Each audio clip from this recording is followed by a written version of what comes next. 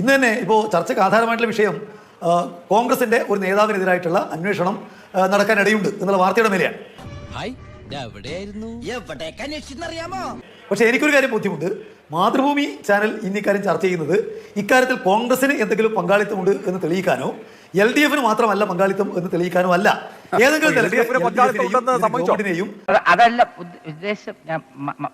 UDF പങ്കാളിത്തമുണ്ടോ LDF പങ്കാളിത്തമുണ്ടോ നമുക്ക് ചർച്ച ചെയ്ത് തീരുമാനിക്കാൻ പറ്റില്ലല്ലോ. അതിനല്ലേ ഒരു അന്വേഷണ സംഘത്തെ വിട്ടിരിക്കുന്നത്. അവര് വല്ലതും കണ്ടെത്തി തെളിയിച്ചാൽ നമുക്ക് നോക്കാം. അതല്ലാതെ ഇപ്പോ ചാനലിൽ അന്വേഷണം നടത്തിയിട്ട് ആരൊക്കെയാണ് പങ്കാളികളെന്ന് കണ്ടുപിടിക്കാൻ പറ്റൂ? അല്ല, നിങ്ങൾ എന്നെ പഠിപ്പിക്കാൻ വേണ്ടി വർത്തമാനം പറഞ്ഞുകൊണ്ടിരിക്കുകയാണോ? നിങ്ങൾ എന്നോട് ചോദിച്ചു. ഇവൻ പൊട്ടനാണ് മുതലാളി. പ്രകാശൻ മാസ്റ്റർ ഇന്നും വാസ്തവത്തിൽ ശ്രമിക്കുന്നത് ഈ ചോദ്യം ചോദിക്കുന്നവരുടെ വായടപ്പിക്കാനാണ്.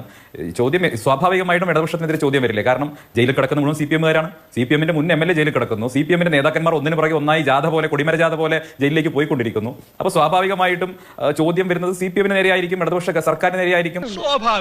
മുഖ്യമന്ത്രി പിണറായി വിജയന് പറയാൻ മറ്റൊന്നും ഇല്ലാത്തത് കൊണ്ട്, ഒരു തരത്തിലുള്ള കൃത്യമായിട്ടുള്ള കാര്യങ്ങളും ഇല്ലാത്തതുകൊണ്ടും, അദ്ദേഹത്തിന് തന്റെ പാർട്ടി നേതാക്കന്മാർ ജയിലിൽ കിടക്കുന്ന സാഹചര്യം വിശദീകരിക്കാൻ കഴിയാത്തതുകൊണ്ടും വാട്സ്ആപ്പ് ഫോർവേഡുകളായിട്ട് വരുന്ന അല്ലെങ്കിൽ ഫോട്ടോകൾ എടുത്തുകൊണ്ട് പ്രതിരോധിക്കാൻ ശ്രമിക്കുകയാണ്. വളരെ ദുർബലമായിട്ടുള്ള പ്രതിരോധമാണ്. ധൈര്യമുണ്ടെങ്കിൽ, ചങ്കൂറ്റമുണ്ടെങ്കിൽ സോണിയാഗാന്ധി ഒന്ന് ചോദ്യം ചെയ്യാൻ വേണ്ടിയിട്ട് കേരളത്തിലെ പിണറായി വിജയൻ സ്വന്തം അരമുറി പോലീസിനെ അങ്ങോട്ട് വിടട്ടെ. എന്താണ് സംഭവിക്കാൻ നമുക്ക് കാണാം. ഇപ്പൊ കേരളത്തിൽ മാത്രം ചർച്ച ചെയ്യുന്ന പിണറായി വിജയൻ നടത്തിയിട്ടുള്ള ഈ സ്വർണ്ണക്കൊള്ള അഖിലേന്ത്യാ അടിസ്ഥാനത്തിൽ ചർച്ച ചെയ്യപ്പെടാൻ ഇത് കാരണമാവും എന്ന് മാത്രമേ പറയാനുള്ളൂ.